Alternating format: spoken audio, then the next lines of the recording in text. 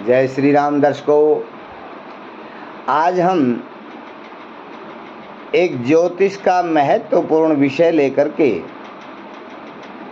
आपके सामने आए हैं, जो अनेक दर्शकों की काफ़ी दिन से मांग थी कि एक वीडियो इसके ऊपर भी बनाया जाए।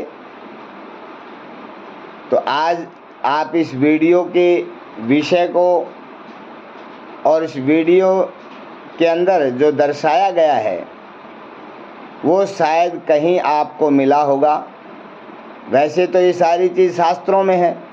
जो शास्त्रों का पठन पाठन करते हैं, जो ज्योतिष के शास्त्रों को पढ़ते हैं, उनका अध्ययन करते हैं, तो उनको तो ज़्यादा बताने की ज़रूरत नहीं।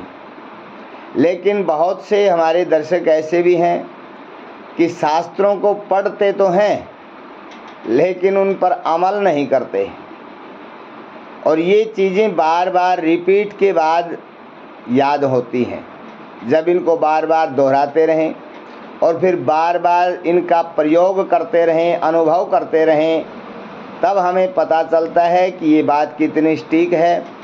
और जब हमारा अनुभव हो जाता है तो फिर ये बात साधारण हो जाती है और हम आँख मीच करके सामने वाले का समाधान कर देते हैं। तो आइए, विषय क्या है? हमें कैसे पता चले कि हमारे घर में, हमारे परिवार में किस प्रकार की दिक्कत चल रही है और उसका कैसे समाधान होगा? ये कैसे पता चले? सब कुछ ठीक नज़र आता है लेकिन फिर भी गड़बड़ है, लेकिन उस बीमारी का हमें पता नहीं। तो उस बीमारी का पता कैसे चले? तो आइए ध्यान दे करके इसको आराम से सुनिए, ताकि हमें पता लगे कि सब कुछ ठीक ठाक होते हुए भी कहीं न कहीं तो कोई बीमारी है। अब मान लो हमारे पास कोई दर्शक आया, पूछने लगा, उसने प्रश्न किया कि हमारे बारे में बताइए, हमारे घर में क्या बात है, क्या बीमारी है, क्या परेशानी है, किस प्रकार का दोष है। तो जैसे ही हम पंचांग उठाते हैं और प्रश्न लगन कुंडली हमने बनाई। प्रश्न लगन कुंडली को देखने के बहुत तरीके हैं और आसान तरीके हैं। काफ़ी वीडियो तो मैंने पहले बना रखी हैं, आप उनको देखिए। प्रश्न कुंडली में किस प्रकार कैसे विचार किया जा सकता है, जो कि सटीक और प्रमाण के साथ आपको देखते ही पता चल जाएगा कि प्रश्न कुंडली देखना कितना आसान है। और भी समय समय पर मैं विस्तार से प्रश्न कुंडली के ऊपर आपको बताता रहूँगा, समझाता रहूँगा। आप इसे ध्यान से देखते रहें और समझते रहें और जीवन में सबको लाभान्वित करें। ये विद्या है, इसको अपने तक सीमित न रखें। विद्या एक ऐसा धन है, जितना हम बांटेंगे उतना ही बढ़ता जाएगा। तो इसे बांटते रहें, परोपकार में ये विद्या काम आती रहे। जब हम परोपकार करेंगे, हमारा ज्ञान किसी के काम आएगा। हमारे द्वारा अगर किसी का भला होता है तो इससे अच्छा पुण्य और क्या हो सकता है। तो आप ये समझ करके इस ज्ञान को लेते रहें और बांटते रहें। तो आइए, हमने प्रश्न कुंडली बनाई। प्रश्न कुंडली में हमने एक दृष्टि में सभी ग्रहों को देखा और सभी भावों को देखा।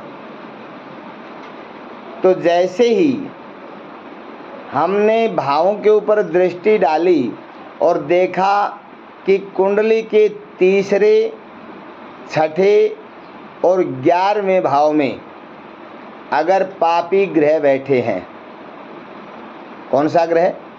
तीसरा भाव, छठा भाव और 11वां भाव, अगर इनमें कोई भी पापी ग्रह बैठा है तो आप सामने वाले को कहें कि आपके घर में कोई टोना टोटका कर रहा है, उसका दोष है।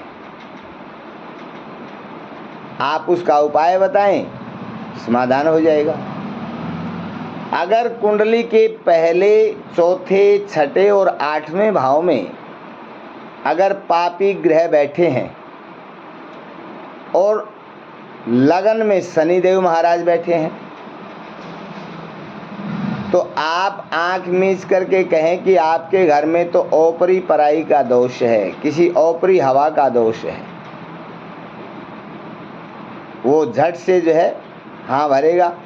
आप इसका उपाय करवाइए और हम भी आपके इस उपाय बताएंगे अंत में कि इसके लिए क्या करना चाहिए, आपका समाधान होगा। आप अंत तक इस वीडियो को देखते रहिए। अगर आप इन समस्याओं से जूझ रहे हैं तो आप घर बैठे समाधान प्राप्त करिए ये उपाय करके और अपने जीवन को लाभान्वित बनाएं। अगर देखें कि कुंडली के 10वें और 12वें भाव में अगर मंगल महाराज बैठे हैं और किसी पाप ग्रह की दृष्टि से दृष्ट हैं, तो आप कहो कि चौराहे में पांव आया है, चौराहे वाली का दोष है, डाकनी शाकनी का दोष है। अगर कुंडली के 7वें और 12वें भाव में गुरुदेव महाराज बैठे हैं और पाप दृष्ट हैं या कमज़ोर हैं, पापकृत्री योग में बैठे हैं, तो उन्हीं के कुल देवता का दोष है। जो कुल का देवता होता है उसी देवता का दोष उसे बताइए और उसका समाधान बताइए, तो दोष की निवृत्ति होगी, जीवन सुखी होगा। और इसी में अगर कुंडली के 3रे, 6ठे, 9वें और 12वें भाव में अगर कोई पापी ग्रह बैठा है, पाप दृष्ट है, तो उसको बताइए कि कुंवारा पितृदोष है, बिना शादीशुदा। और अगर 3रे, 6ठे, 9 और 12 में इन्हीं में अगर शुक्र और गुरु किसी भी भाव में अगर बैठे हैं और पाप मध्य या पाप दृष्ट हैं, तो फिर बताइए शादीशुदा पितृ है, शादीशुदा पितृदोष है। और इन्हीं भाव में 3, 6, 9 और 12 भाव में अगर चंद्रमा और बुध एक साथ पाप पीड़ित हैं या पाप मध्यस्थ बैठे हैं, तो स्त्री पितृदोष है। कोई स्त्री अकाल मृत्यु मरी हुई या जिसका कर्म अच्छे से नहीं किया गया, वो स्त्री जो है उसकी आत्मा भटक रही है, उसकी मुक्ति नहीं हुई। वो स्त्री जो पितृ पंक्ति में जाना चाहती है वो बीच में लटक रही है। अगर ऐसी ग्रह स्थिति है तो आप स्त्री का दोष बताएं कि आपके कुल में ही ये स्त्री मरी हुई है और इसका दोष आपके अंदर बना हुआ है। अगर कुंडली के 8म भाव में सूर्य कमज़ोर है, पाप पीड़ित है, पाप दृष्ट है, पाप मध्यस्थ है, तो फिर जिंद दोष है। घर में हर प्रकार का अचानक नुकसान होना, अचानक हानि होना, लड़ाई झगड़ा, बिना बात का विवाद घर में चलता रहता है। घर में एक भय भी बना रहता है, घर वाले भयभीत भी रहते हैं। अगर कुंडली के 8म भाव में अगर राहु और शनि एक साथ बैठे हैं, कमज़ोर हैं या पाप दृष्ट या पाप पीड़ित हैं, तो ऐसे में आप बताएं कि इस घर में तो प्रेत दोष है। लोगों को भयभीत, घर वाले चिमक करके उठना, सौपन में दिखाई देना, घर में सो रहे हैं, अचानक आवाज़ का आना, अचानक चमकना, अचानक दरवाज़ा खटखटाना, बाहर मानो कोई आया हुआ है, बाहर जाकर देखा तो कोई नहीं, हम सोए हुए हैं, कोई न कोई आवाज़ लगा रहा है, उठा देखा तो सभी सोए हुए हैं। तो अचानक जो है आभास होना, कभी आवाज़ का सुनाई देना, कभी स्वप्न का आना, कभी चमकना, कभी डरना, तो ऐसा होता है। और कुंडली के तीसरे भाव में अगर केतु और मंगल एक साथ बैठे हैं तो प्रश्नकर्ता के खुद का पुत्र ही पितृदोष में आया हुआ है, उस पुत्र का कर्म करवाइए, उसकी मुक्ति करवाइए, दोष ठीक हो जाएगा। जो सामने वाला है उसी का पुत्र इस दोष में आता है। और इसी में अगर कुंडली के छठे भाव में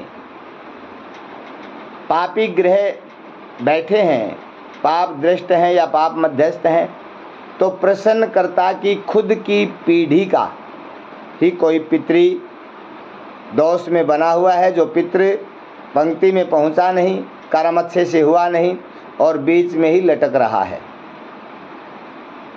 कारण कोई भी है, कई बार होता है काल मृत्यु हो जाती है, कई बार दाह संस्कार के लिए भी 100 की प्राप्ति नहीं होती, तो ऐसे में या कई बार कर्म विधिवत नहीं होता, समय परिस्थिति ऐसी हो जाती है,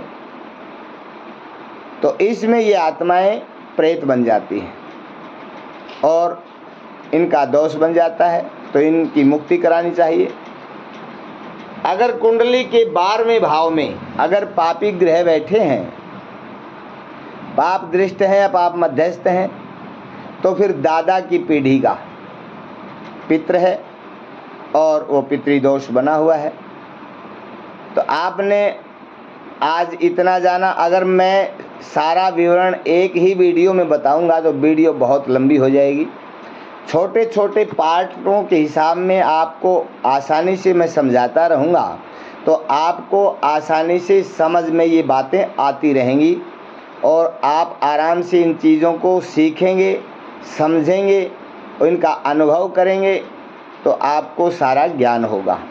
तो जिस प्रकार का कुंडली में दोष आपको दिखाई दिया, आप उस दोष की निवृत्ति के लिए आप उपाय बताइए, उपाय करवाइए, अच्छे से काम करवाओगे, कर्म करवाओगे विद्वान ब्राह्मणों द्वारा शुद्धता सात्विकता से, तो आप हर चिंता से मुक्त होंगे। और आप चाहते हैं कि ये सारे दोष एक साथ ही समाप्त हो जाएं, तो एक बहुत सटीक उपाय है। श्रीमद् भागवत सप्ताह कथा ब्रह्म गायत्री के साथ आप करवाइए। अगर आप हमारे से करवाना चाहते हैं तो आपको किसी प्रकार की कोई चिंता नहीं, निःशुल्क सेवा होती है, आप चिंता ना करें। आपका सटीक उपाय होगा। आपको इस प्रकार का अगर कोई भी दोष है तो आपको हर दोष से मुक्ति मिल जाएगी, क्योंकि भागवत मुक्तिदायिनी है। इसलिए आप ब्रह्म गायत्री के साथ श्रीमद् भागवत सप्ताह कथा को आप श्रवण करिए, विधिवत इसका अनुष्ठान करवाइए और आपको हर दोष से मुक्ति मिल जाएगी। आपका जीवन धन्य होगा। उत्तरोत्तर आपके घर में पुत्र पौत्र धन लक्ष्मी सुख शांति जीव आदि की वृद्धि होने लगेगी और आपका जीवन फलता फूलता रहेगा। उत्तरोत्तर वृद्धि होती रहेगी, उत्तरोत्तर मंगलकारी होते रहेंगे।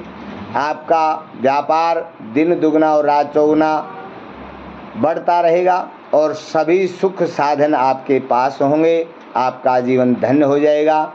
तो आइए इसी प्रकार जानने के लिए, आप हमारे नए दर्शक हैं तो वीडियो को सब्सक्राइब कर लें, बेल आइकन को दबाएं ताकि हर रोज़ का नया वीडियो आपको मिलता रहे।